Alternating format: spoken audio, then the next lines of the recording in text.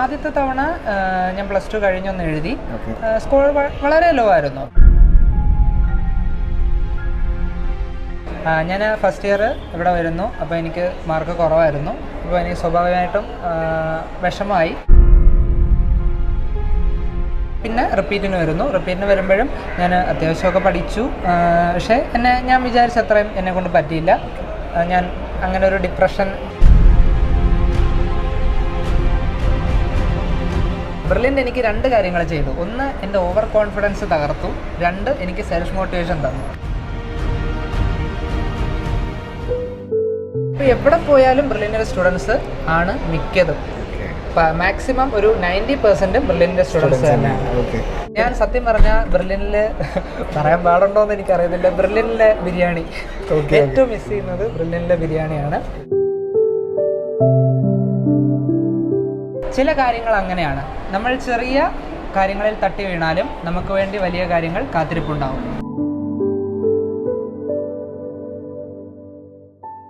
ഒത്തിരി സ്നേഹത്തോടെ, ഒത്തിരി എന്താ പറയുക, ഒത്തിരി കൃതജ്ഞതയോടെയൊക്കെ ബ്രില്യൻ്റിലേക്ക് കടന്നു വരുന്ന ഒരുപാട് പൂർവ്വ വിദ്യാർത്ഥികളെ നമ്മൾ കണ്ടിട്ടുണ്ട്. അത്തരത്തിലൊരു വിദ്യാർത്ഥിയാണിത്. അപ്പോൾ 2017 നീറ്റ് എൻട്രൻസ് എക്സാമിലൊക്കെ നല്ലൊരു സ്കോർ കരസ്ഥമാക്കി ബ്രില്യൻ്റിൽ നിന്ന് മടങ്ങിയതായി. ഇപ്പം സ്വപ്നം സാധ്യമാക്കി. ഇപ്പോൾ സാറ് എന്ത് ചെയ്യുന്നു? ഞാനിപ്പോൾ ഫൈനൽ ഇയർ MBBS കഴിഞ്ഞിട്ട് ഗ്രാജുവേഷന് വേണ്ടി വെയിറ്റ് ചെയ്യുന്നു. ഓക്കെ. അപ്പം ബ്രില്യൻ്റിലെ ടോപ്പറായിരുന്നു. കാരണം 2017 ഓൾ കേരള നീറ്റ് മോഡൽ എക്സാമിനൊക്കെ എനിക്കൊന്ന് ഏകദേശം ഒരു 10 ഗോൾഡ് മെഡലൊക്കെ മേടിച്ചൊരു ചരിത്രം സാറിനുണ്ട്, ഇത് കേട്ടിട്ടുണ്ട്. ഓക്കെ. അപ്പോൾ ഒരു ബ്രില്യൻ്റിലെ കാലഘട്ടമൊക്കെ എങ്ങനെയായിരുന്നു? അതിനെക്കുറിച്ചൊക്കെ പറഞ്ഞു. ബ്രില്യൻ്റിൽ ഞാൻ വരുന്നത് ഫസ്റ്റ് ഇയറിൽ 16 +2 പാസ്സായിട്ട് ഞാൻ ഫസ്റ്റ് ഇയർ വരുന്നു. ഫസ്റ്റ് ഇയറിൽ വലിയ മാർക്ക് അല്പം കുറവായിരുന്നു. സെക്കൻഡ് ഇയറിൽ ഒന്നുകൂടെ വരുമായിരുന്നു, റിപ്പീറ്റ് ചെയ്യായിരുന്നു. സെക്കൻഡ് ഇയറിൽ അത്യാവശ്യം നല്ല മാർക്കുണ്ടായി. തീർച്ചയായിട്ടും ലക്ഷ്യം അത്രമാത്രം സ്ട്രോങ് ആയിരുന്നതുകൊണ്ടാണ് 2 വട്ടം റിപ്പീറ്റ് ചെയ്യുന്നത്, അല്ലേ? അപ്പോൾ ഈ ഒരു ഡോക്ടർ എന്നൊരു ലക്ഷ്യം ബാല്യം മുതലേ സ്വപ്നം കണ്ടതാണ്. അതുപോലെ തന്നെ ഈ ഒരു 2 പ്രാവശ്യം റിപ്പീറ്റ് ചെയ്തപ്പോൾ ആ ഒരു കോൺഫിഡൻസ്, ഇതിൽ തന്നെ സ്റ്റിക്ക് ചെയ്യണം, ഇതിൽ തീർച്ചയായിട്ടും വിജയം നേടാൻ പറ്റും എന്നൊക്കെയുള്ളൊരു പ്രതീക്ഷ ബ്രില്യൻ്റിൻ്റെ ഭാഗത്തു നിന്നും ഉണ്ടായിരുന്നു. അപ്പോൾ ഈ ഒരു ലക്ഷ്യം എങ്ങനെയാണ് തുടങ്ങുന്നത്, ഇതിലേക്ക് എത്തിയത് എങ്ങനെയാണ്, അതിനെക്കുറിച്ചൊക്കെ? ആക്ച്വലി ഇത് ചൈൽഡ്ഹുഡ് ഡ്രീം തന്നെയായിരുന്നു. എൻ്റെ കസിൻസൊക്കെ കുറച്ച് പേര് ഡോക്ടേഴ്സ് ആയിട്ടുണ്ട്. അപ്പോൾ സ്വാഭാവികമായിട്ട് അവരെ കണ്ടപ്പോൾ എനിക്കും അത് തന്നെ ആയാൽ മതി. അവരുടെ വേ ഓഫ് ട്രീറ്റ്മെൻറ്റ്, അങ്ങനെ വേ ഓഫ് എന്താ പറയുക, അവരിടപെടുന്ന രീതികളൊക്കെ കണ്ടപ്പോൾ എനിക്ക് മനസ്സിലായി ഇത് തന്നെ എനിക്കും ഇഷ്ടമായി. അങ്ങനെ ഞാനൊരു ഡ്രീം കണ്ട് വന്നതാണ്. അങ്ങനെ +2 കഴിഞ്ഞപ്പോൾ ബ്രില്യൻ്റിലേക്ക് ചേർക്കായിരുന്നു. അപ്പോൾ വീട്ടിൽ തന്നെ വേറെ ആരെങ്കിലും, ഫാമിലിയിൽ ഇപ്പോൾ ഒരുപാട് ഡോക്ടേഴ്സ് ഉണ്ടെന്ന് പറഞ്ഞു, അവരൊക്കെ തന്നെ ബ്രില്യൻ്റുമായിട്ടൊരു ബന്ധമുള്ള, അതായത് ബ്രില്യൻ്റിൽ പഠിച്ചത് ആരെങ്കിലും ഉണ്ടോ? ഉണ്ട്. എൻ്റെ ചേച്ചി തന്നെ ബ്രില്യൻ്റിൽ പഠിച്ചതാണ്. ഓക്കെ. ചേച്ചി ബ്രില്യൻ്റിൽ സ്റ്റുഡൻ്റ് ആയിരുന്നു. ഓക്കെ. ചേച്ചി ഇപ്പോൾ എന്ത് ചെയ്യുന്നു? ചേച്ചി ഇപ്പോൾ ജനറൽ സർജറിയിൽ PG ചെയ്യുന്നു മംഗലാപുരത്ത്. ഓക്കെ. അപ്പോൾ ഒരു വീട്ടിൽ നിന്ന് 2 പേര്, നിങ്ങൾ 2 പേരാണ്? 2 പേര്. കസിൻസ് കുറേ പേരുണ്ട്. ഓക്കെ. കസിൻസും ബ്രില്യൻ്റിലൊക്കെ തന്നെ ബ്രില്യൻ്റിൽ പഠിച്ചവരുണ്ട്. ഓക്കെ. അപ്പോൾ കൊള്ളാം. അപ്പോൾ ഒരു ഫാമിലിയിൽ എല്ലാവരും ബ്രില്യൻ്റിൽ തന്നെയായിരുന്നു. ഫാമിലി മെമ്പേഴ്സ് എല്ലാവരും തന്നെ ബ്രില്യൻ്റിൽ പഠിച്ചു. അവരവരുടെ സ്വപ്നം സാധ്യമാക്കി. ഇപ്പോൾ എല്ലാവരും തന്നെ ഈ ഒരു മെഡിക്കൽ ഫീൽഡിൽ ഡോക്ടറായി, അല്ലെ, അവരുടെ സേവനം അനുഷ്ഠിക്കുന്നു. അതുപോലെ തന്നെ സാറ് പറഞ്ഞു സാറിൻ്റെ ഈ ഒരു 4 വർഷത്തെ കോഴ്സൊക്കെ കംപ്ലീറ്റ് ചെയ്ത് നിൽക്കുകയാണ്. അതുപോലെ തന്നെ ഞാൻ അടുത്തറിഞ്ഞൊരു കാര്യമാണ്, സാറിനൊരു അംഗീകാരം കിട്ടിയിട്ടുണ്ട്. അതെന്താണ്? ആക്ച്വലി ഇപ്പോൾ കോഴ്സ് ഫൈനൽ ഇയർ കഴിഞ്ഞു. അപ്പോൾ സെക്കൻഡ് ഇയറിലായിരുന്നു ICMR STS. ICMR എന്ന് പറഞ്ഞാൽ Indian council four medical research. അവരൊരു ഷോർട്ട് ടേം സ്റ്റുഡൻഷിപ്പ് എന്ന് പറഞ്ഞ് ഒരു റിസർച്ച് തുടങ്ങിയതല്ല, ഓൾറെഡി ഉണ്ടായിരുന്നു. അപ്പോൾ അതിലേക്ക് എൻ്റെ സാറ് അപ്ലൈ ചെയ്യായിരുന്നു. വളരെ ഖേദകരമായൊരു കാര്യം എന്ന് പറഞ്ഞാൽ കൂടുതലും നോർത്ത് ഇന്ത്യൻ സ്റ്റുഡൻസ് ആണ് ഇത് അപ്ലൈ ചെയ്യുന്നത്. നമ്മുടെ മലയാളികൾ വളരെ കുറവാണ്. കയ്യിലെണ്ണുന്ന അത്രയും കുട്ടികളെ മലയാളികൾ ആ ഒരു റിസർച്ചിൻ്റെ ആ ഒരു ഇതിലേക്ക് വരുന്നുള്ളൂ. അപ്പോൾ എൻ്റെ സാറ് റിസർച്ച് ഇതുപോലെ ചെയ്യണം എന്ന് പറഞ്ഞു. അങ്ങനെയാണ് ഞാൻ ഈ ICMR STS അപ്ലൈ ചെയ്യുന്നത്. ആദ്യമായിട്ട് അപ്ലൈ ചെയ്തു 2020 അപ്ലൈ ചെയ്തപ്പോൾ അവർ പ്രപ്പോസൽ വെക്കാൻ പറഞ്ഞു. അങ്ങനെ ഞാൻ കമ്മ്യൂണിറ്റി മെഡിസിൻ എൻ്റെ ബേസിക് സബ്ജക്റ്റായിട്ട് എടുത്തിട്ട് ഞാനൊരു ടോപ്പിക് എടുത്തു. എൻ്റെ ടോപ്പിക്ക് അനീമിയ ഇൻ മെൻ ആയിരുന്നു. പുരുഷന്മാരിൽ കാണപ്പെടുന്ന വിളർച്ച. യങ് ഇൻഡിവിജ്വൽസിലായിരുന്നു നമ്മൾ സ്പെസിഫിക് ആയിട്ട് നോക്കുന്നത്, അതായത് ഒരു 18 മുതൽ 50 വയസ്സ് വരെ. അതായിരുന്നു എൻ്റെ ടോപ്പിക്ക്. അങ്ങനെ ഞാൻ അതിൽ പ്രപ്പോസൽ വെച്ചു. ആ പ്രപ്പോസൽ അവർ അക്സെപ്റ്റ് ചെയ്തു. പ്രപ്പോസൽ അക്സെപ്റ്റ് ചെയ്തതിന് ശേഷം എനിക്കൊരു 3 months പീരീഡ് തന്നു. 3 months പീരീഡിൽ ഞാൻ ആ റിസർച്ച് കംപ്ലീറ്റ് ചെയ്ത് എൻ്റെ റിസർച്ച് റിപ്പോർട്ട് സബ്മിറ്റ് ചെയ്തു. അങ്ങനെ റിസർച്ച് റിപ്പോർട്ട് സബ്മിറ്റ് ചെയ്തതിന് ശേഷം അവരത് സ്ക്രൂട്ടനൈസ് ചെയ്ത് ഏകദേശം ഒരു ടോട്ടൽ ഓഫ് 1500 സ്റ്റുഡൻസിനെ അവർ സെലക്ട് ചെയ്തു. അതിൽ നിന്നും പിന്നെയും സ്ക്രൂട്ടനൈസ് ചെയ്ത് ഏകദേശം ഒരു 1000 അടുപ്പിച്ച് MBBSഉം BDSഉം കൂടെ ചേർത്ത് സ്റ്റുഡൻസിനെ അവരെടുത്തു. അതിലൊരാളായിട്ട് ഞാൻ വന്നു. ഇത് കൂടാതെ ICMRന് തന്നെ CNMC കൽക്കട്ട നാഷണൽ മെഡിക്കൽ കോളേജിൻ്റെ ഒരു അവാർഡും കൂടെ ഉണ്ട്. അപ്പോൾ അത് ചെയ്യണമെങ്കിൽ STS കംപ്ലീറ്റ് ചെയ്തവർക്ക് മാത്രമേ CNMCക്ക് അപ്ലൈ ചെയ്യാൻ പറ്റൂ. അപ്പോൾ CNMC ചെയ്യുന്നവർക്കെന്ന് പറയുന്നത് മാക്സിമം 5 പേരാണ് അവർക്ക് വേണ്ടത്. CNMC അവാർഡെന്ന് പറയുന്നത് 5 പേരാണ്. അതിനു മുമ്പ് ഒരു കാര്യം പറഞ്ഞോട്ടെ, STS എന്ന് പറയുന്നത് 2020 വരെ ഏകദേശം ഒരു മാസം 10,000 രൂപ വെച്ച് 2 മാസം 20,000 രൂപയായിരുന്നു സ്റ്റൈപ്പൻഡായിട്ട് കിട്ടിക്കൊണ്ടിരുന്നത്. പ്ലസ് ഒരു സർട്ടിഫിക്കറ്റ് ഉണ്ടായിരുന്നു. എന്നാൽ 2020 കഴിഞ്ഞ് ഒരു വർഷം ലാഗ് വന്നു കോവിഡ് കാരണം. 2021 STS ഇല്ലായിരുന്നു. 22 തൊട്ട് അവർ കുത്തനെ ആ സ്റ്റൈപ്പൻഡ് എമൗണ്ട് കൂട്ടി, അതായത് ഒരു മാസം 25,000 വെച്ച് 2 മാസം 50,000 രൂപ സ്റ്റൈപ്പൻഡാക്കി. ഓൾസോ ഈ സർട്ടിഫിക്കറ്റ് 4 ക്ലാസ് ആയിട്ട്, class A, class B, class C, class D എന്ന് പറഞ്ഞ് 4 സർട്ടിഫിക്കറ്റ് 4 ടൈപ്പായിട്ട് സർട്ടിഫിക്കറ്റ് കൊടുക്കാൻ തുടങ്ങി. STS സബ്മിറ്റ് ചെയ്തവർക്ക് മാത്രമേ CNMCക്ക് അപ്ലൈ ചെയ്യാൻ പറ്റൂ. അങ്ങനെ ഇപ്രാവശ്യം കഴിഞ്ഞ വർഷത്തെ CNMC റിസൾട്ട് നമ്മൾ നോക്കിയാൽ ഒരേ ഒരു കുട്ടിയായിരുന്നു, മലയാളി കുട്ടി, പുഷ്പഗിരി മെഡിക്കൽ കോളേജിൽ നിന്ന് ഒരു ഡയാന എന്ന് പറയുന്ന ഒരു കുട്ടി മാത്രമായിരുന്നു CNMCയിൽ ക്വാളിഫൈ ചെയ്ത് വന്നത്. ബാക്കി എല്ലാവരും നോർത്ത് ഇന്ത്യക്കാരായിരുന്നു. അപ്പോൾ ഏറ്റവും ഇതെന്ന് പറയുന്നത് നമ്മുടെ ആ ഒരു കേരളത്തിലുള്ള കുട്ടികൾ വളരെ കുറച്ച് പേരെ എണ്ണിയാൽ കയ്യിൽ എണ്ണുന്നത്രയും കുട്ടികളെ വരുന്നുള്ളൂ. അപ്പോൾ ശരിക്കും പറഞ്ഞാൽ നമ്മുടെ കേരള ജനതയ്ക്ക് തന്നെ അഭിമാനിക്കാവുന്ന ഒരു ആളാണ് ജിതിൻ. കാരണം തീർച്ചയായിട്ടും കേരളത്തെ പ്രതിനിധീകരിച്ച് അല്ലെ ഇത്തരത്തിലൊരു പ്രൊജക്റ്റ് സബ്മിറ്റ് ചെയ്യുന്നു, അത് അവർ അക്സെപ്റ്റ് ചെയ്യുന്നു, അല്ലെ അതിൻ്റെ ഭാഗമാകാൻ പറ്റുന്നു. അതും കേരളത്തിൽ നിന്നൊക്കെ വളരെ ചുരുക്കം വിദ്യാർത്ഥികൾ മാത്രമേ ഇതിലേക്കൊക്കെ. അതെ, കേരളത്തിൽ നിന്ന് വളരെ ചുരുക്കം പേർക്ക് CNMC കിട്ടുന്നുള്ളൂ. എനിക്ക് ആക്ച്വലി STS ഞാൻ സബ്മിറ്റ് ചെയ്തു, അവർ അക്സെപ്റ്റ് ചെയ്തു. എനിക്ക് എൻ്റെ എമൗണ്ട്, സ്റ്റൈപ്പൻഡ് എമൗണ്ട് വന്നു, എൻ്റെ സർട്ടിഫിക്കറ്റും വന്നു.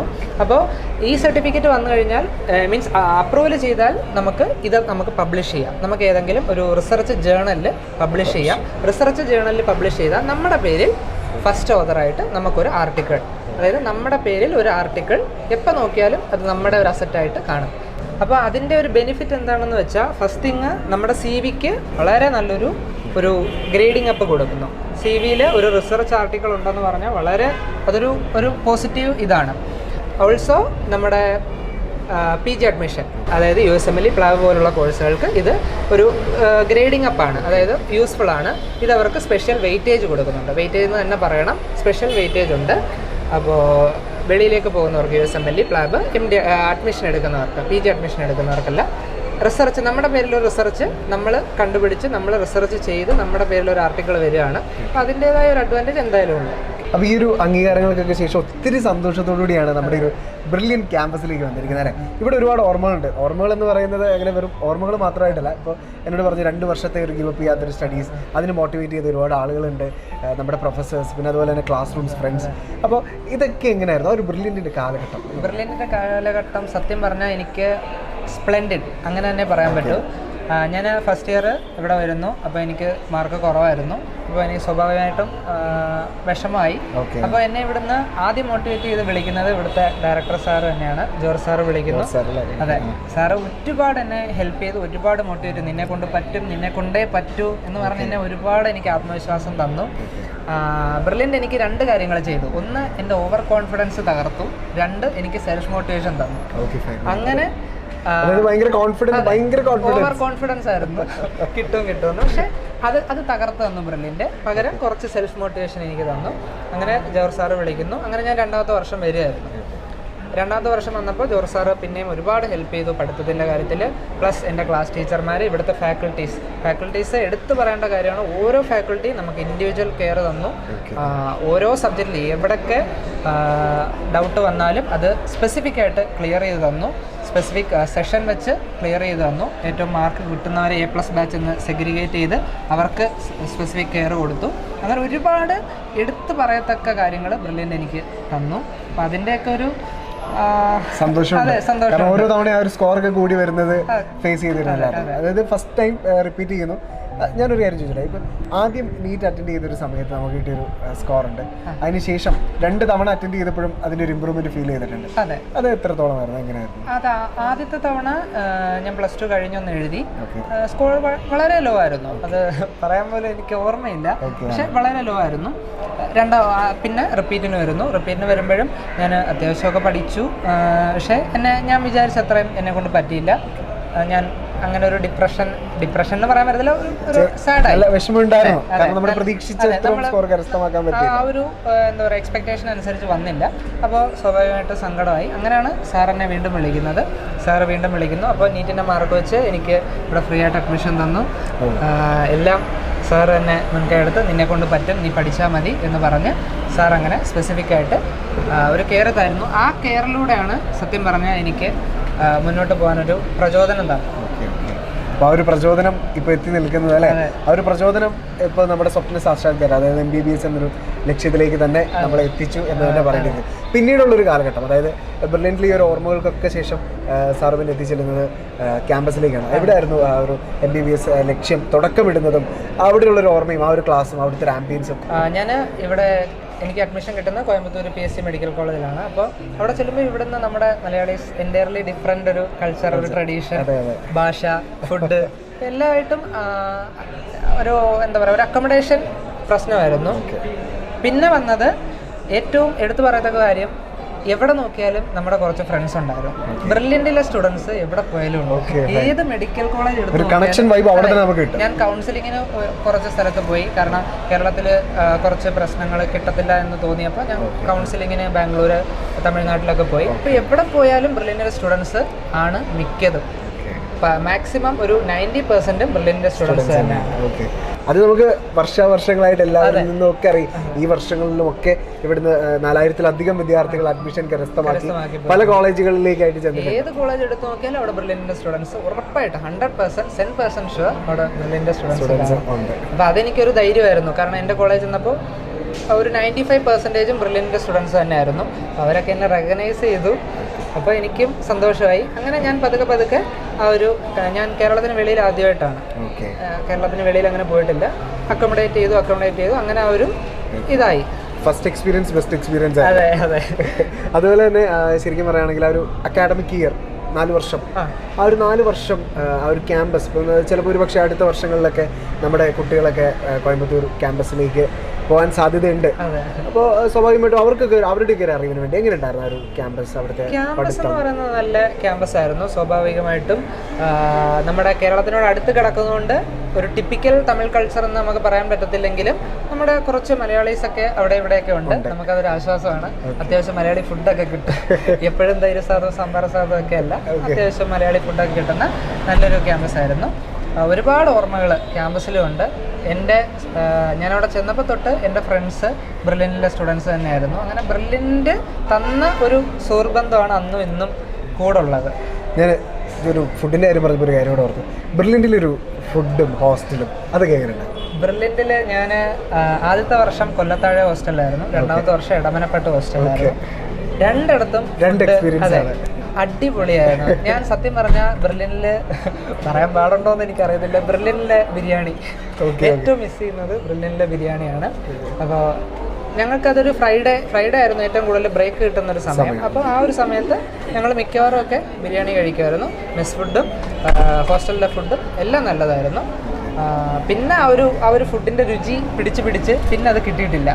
അതായത് കോയമ്പത്തൂർ എന്ന് പറയുന്ന ഒരു സ്ഥലത്ത് ചെന്നപ്പോൾ തമിഴ് കൾച്ചറിലേക്ക് മാറിയപ്പോഴും ബ്രില്യന്റിന്റെ ഒരു ഫുഡ് ആംബിയൻസിന്റെ ഒരു ഓർമ്മയിലായിരുന്നു ആ കാലഘട്ടത്തിൽ. സാർ, അപ്പോൾ സാർ നേരത്തെ പരാമർശിച്ചു ICMR-നെ കുറിച്ച്.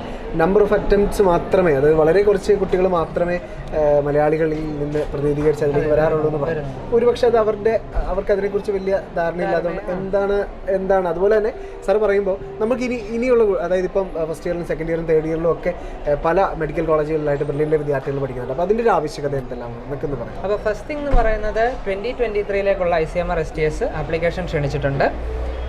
അടുത്ത കാര്യം എന്ന് പറയുന്നത് മലയാളി അറ്റംപ്റ്റ് വളരെ കുറവാണ്. അത് എന്താണെന്ന് എനിക്കും അറിയില്ല. പക്ഷേ നമ്മുടെ ആ ഒരു സെലക്ഷൻ ലിസ്റ്റ് എടുത്ത് നോക്കിയാൽ കൂടുതലും നോർത്ത് ഇന്ത്യൻസ് തന്നെയാണ്. മലയാളി ഗ്രൂപ്പ് വളരെ കുറവാണ്. അപ്പോൾ STS ചെയ്യുന്നത് എന്താ പറയുക, ഒരു സ്റ്റൈപ്പൻഡിന് വേണ്ടിയല്ല, ഇപ്പോൾ സ്റ്റൈപ്പൻഡ് 50,000 കിട്ടും, ഓഫ് കോഴ്സ് അത് കിട്ടിയിരിക്കും, ഒരു സർട്ടിഫിക്കറ്റ് കിട്ടും. പക്ഷേ നമ്മുടെ പേരിൽ നമ്മൾ ഒരു ഇൻപുട്ട് കൊടുത്ത് നമ്മളൊരു സാധനം, നമ്മളൊരു റിസർച്ച്, നമ്മളൊരു ആർട്ടിക്കിൾ അത് കണ്ടുപിടിക്കുകയാണ്, നമ്മുടെ പേരിൽ ഒരു ആർട്ടിക്കിൾ വരികയാണ്, നമ്മുടെ പേരിൽ ഒരു ആർട്ടിക്കിൾ പബ്ലിഷ് ആകുകയാണ്. അപ്പോൾ അതിൻ്റേതായ ഒരു വെയിറ്റേജ് അത് എല്ലായിടത്തും, അത് നമ്മുടെ സി വിയിലായാലും അത് നമ്മുടെ ഒരു വെളിയിലോട്ടുള്ള അഡ്മിഷൻ ആയാലും, ഇപ്പോൾ USMLE പ്ലാവ് ഞാൻ മുന്നേ പറഞ്ഞ പോലുള്ള വെളിയിലോട്ടുള്ള അഡ്മിഷൻ ആയാലും അത് നല്ലൊരു വെയിറ്റേജ് അത് കൂട്ടിത്തരും. STSന് ആരൊക്കെ അപ്ലൈ ചെയ്യാമെന്ന് വെച്ചാൽ first year, second year, third year, final year വരെയുള്ള MBBS സ്റ്റുഡൻസിനും ഓൾസോ BDS സ്റ്റുഡൻസിനും അപ്ലൈ ചെയ്യാം. അപ്പോൾ ഇവർ ഏത് വർഷമാണോ പഠിക്കുന്നത് ആ വർഷം കറസ്പോണ്ട് ചെയ്ത് സെലക്ഷൻ കൊടുത്ത് നമുക്ക് ഏത് ടോപ്പിക്കാണോ കംഫർട്ടബിൾ, ഏത് ഡിപ്പാർട്ട്മെൻ്റ് ആണോ കംഫർട്ടബിൾ അതിലൊരു ഗൈഡിനെ കണ്ടുപിടിച്ച് നമ്മൾ ഫസ്റ്റ് ഓതറായിട്ട് നിന്ന് ഒരു റിസർച്ച് ചെയ്യണം. ആ റിസർച്ചിന് അവർ സമയം തരും, 3 മാസമായിരിക്കും സമയം. ആ 3 മാസം സ്റ്റിപ്പുലേറ്റഡ് ടൈമിനുള്ളിൽ റിസർച്ച് കംപ്ലീറ്റ് ചെയ്ത് ആ റിപ്പോർട്ട് നമ്മൾ സബ്മിറ്റ് ചെയ്യുക. അതിലും പിന്നെയും സ്ക്രൂട്ടനൈസിങ് കാണും. അപ്പോൾ ചെറിയ ചെറിയ പ്രശ്നങ്ങൾ ഉള്ളതൊക്കെ റിജക്റ്റ് ചെയ്യും വീണ്ടും. ഏറ്റവും ഒടുവിൽ അവർ കുറച്ച് ഏകദേശം കഴിഞ്ഞ എൻ്റെ STS 2020 ഏകദേശം ഒരു 800ഓളം ആണ് തോന്നുന്നു വന്നത്. അപ്പോൾ ആ ഒരു അത്രയും ഏകദേശം 4 ലക്ഷം പ്രപ്പോസൽ വന്നു. ആ പ്രപ്പോസലിൽ നിന്ന് ഏകദേശം ഒരു 800 മാത്രമേ സെലക്ട് ആയുള്ളൂ. അതിൽ നിന്ന് പിന്നെയും സ്ക്രൂട്ടനൈസ് ചെയ്തൊക്കെയാണ് അവസാനം ഫൈനൽ ലിസ്റ്റ് വന്നത്. പിന്നെ അതുപോലെ തന്നെ ഈ വർഷം അഡ്മിഷനൊക്കെ കരസ്ഥമാക്കി ഒരുപാട് വിദ്യാർത്ഥികൾ മെഡിക്കൽ കോളേജിലും ഒക്കെ പ്രവേശിച്ചിട്ടുണ്ട്. സോ ഡോക്ടർ എന്ന ലക്ഷ്യത്തിൽ ആഗ്രഹിച്ചപ്പോൾ അവരുടെ ലക്ഷ്യത്തിൽ എത്തി നിൽക്കുന്നവർക്കും ലക്ഷ്യം ആഗ്രഹിക്കുന്ന നമ്മുടെ വിദ്യാർത്ഥികളോടും ഒക്കെ ആയിട്ട് സാറിന് പറയാനുള്ളൊരു കാര്യം എന്താണ്? ഏറ്റവും വലിയൊരു കാര്യം എനിക്ക് പറയാനുള്ളതെന്ന് പറഞ്ഞാൽ എൻ്റെ ഒരു അനുഭവം തന്നെയാണ്. അത് best explain by cinema dialogue. Vikramadithyan cinema നമ്മളെല്ലാവരും കണ്ടു കാണും. അതിൽ ദുൽഖർ പറയുന്നൊരു ഡയലോഗുണ്ട്, ചില കാര്യങ്ങൾ അങ്ങനെയാണ്, നമ്മൾ ചെറിയ കാര്യങ്ങളിൽ തട്ടി വീണാലും നമുക്ക് വേണ്ടി വലിയ കാര്യങ്ങൾ കാത്തിരിപ്പുണ്ടാവും. എങ്ങനെയുള്ളവർക്ക് വേണ്ടി, വീണ്ടും ഓടുന്നവർക്ക് വേണ്ടി മാത്രം വലിയ കാര്യങ്ങൾ കാത്തിരിക്കുന്നുണ്ടാവും. അപ്പോൾ അതായിരുന്നു എൻ്റെ ഒരു മോട്ടിവേഷൻ. ചെറിയ കാര്യങ്ങളിൽ തട്ടി വീണാലും ഒരുപാട് വലിയ കാര്യങ്ങൾ നമ്മളെ കാത്തിരിക്കുന്നുണ്ടാവും. ഒരിക്കലും ഒരു വാതിലും നമ്മുടെ നേരെ മൊത്തത്തിൽ അടഞ്ഞു കിടക്കത്തില്ല. നമ്മുടെ മുട്ടുപിൻ തുറക്കപ്പെടുമെന്നാണ്. നമ്മൾ എവിടെ പോയി മുട്ടുന്നോ അത് തുറന്നിരിക്കും. നമ്മുടെ ഒരു ഡെഡിക്കേഷൻ, നമ്മുടെ ഒരു പെർസീവറൻസ് അതൊക്കെ വെച്ച് തുറന്നിരിക്കും. അപ്പോൾ അഡ്മിഷൻ കിട്ടിയ എല്ലാവർക്കും ഫസ്റ്റിലെ കൺഗ്രാജുലേഷൻ. പിന്നെ ഈ വർഷം തയ്യാറെടുക്കുന്നവർക്കും ബെസ്റ്റ് ഓഫ് ലക്ക്. നിങ്ങൾ പഠിച്ചുകൊണ്ടേ ഇരിക്കുക. ക്വസ്റ്റ്യൻസ് എല്ലാം വീണ്ടും വീണ്ടും റിപ്പീറ്റായിട്ട് ചെയ്തുകൊണ്ടിരിക്കുക. മാക്സിമം ക്വസ്റ്റ്യൻസ്, എത്ര ക്വസ്റ്റ്യൻസ് ചെയ്യാമോ അത്രയും ക്വസ്റ്റ്യൻസ് ചെയ്യുക. ഇതൊക്കെ ജോർജ് സാർ തന്നെ പറഞ്ഞു തരുന്നതാണ്. എത്രയും ക്വസ്റ്റ്യൻസ് ചെയ്യാമോ അത്രയും ക്വസ്റ്റ്യൻസ് ചെയ്യുക. നമ്മളെ എത്രയും പ്രാക്ടീസ് ചെയ്യുന്നോ അത്രയും നമുക്ക് ക്വസ്റ്റ്യൻസ് എളുപ്പമായിരിക്കും. ഒട്ടുമിക്ക ക്വസ്റ്റ്യൻസും പണ്ട് തൊട്ട് റിപ്പീറ്റ് ചെയ്ത് വരുന്ന ക്വസ്റ്റ്യൻസ് അല്ലെ, ആ ഒരു മോഡ് ഓഫ് ക്വസ്റ്റ്യൻസ്, ആ ഒരു പാറ്റേൺ ഓഫ് ക്വസ്റ്റ്യൻസ് ആയിരിക്കും. അപ്പോൾ അത് നമുക്ക് ആ ഒരു മെമ്മറി വന്നാൽ, ഇതിങ്ങനെയാണ് ചെയ്യേണ്ടത് എന്ന ഒരു മെമ്മറി വന്നാൽ നമുക്ക് സഡേന്ന് ക്വസ്റ്റ്യനിലെ ആൻസർ കണ്ടുപിടിക്കാൻ പറ്റും. അപ്പോൾ ഒരു ക്വസ്റ്റ്യൻ കിട്ടിയില്ല എന്ന് പറഞ്ഞാൽ നിങ്ങൾ പതറരുത്. അടുത്ത ക്വസ്റ്റ്യനിലേക്ക് പോവുക. അവിടെ ആയിരിക്കും നിങ്ങളുടെ ലക്ക്.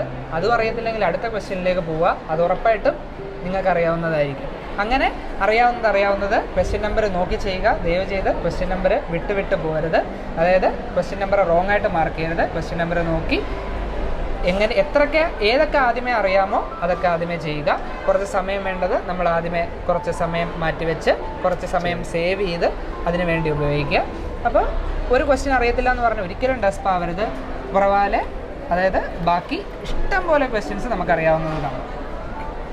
അപ്പോൾ സാറ് പറഞ്ഞതുപോലെ തന്നെ എല്ലാവരും ഒരിക്കലും ഗിവ് അപ്പ് ചെയ്യാതെ വളരെ കോൺഫിഡൻ്റ് ആയിരിക്കുക. നിങ്ങളെക്കാലത്ത് ഇതിലും വലിയ ലക്ഷ്യങ്ങൾ ഇരിപ്പുണ്ട് എന്നൊരു തിരിച്ചറിവാണ് സാറ് നമുക്ക് എല്ലാവർക്കും തന്നിരിക്കുന്നത്. Anyway thank you so much for your valuable time. Thank you.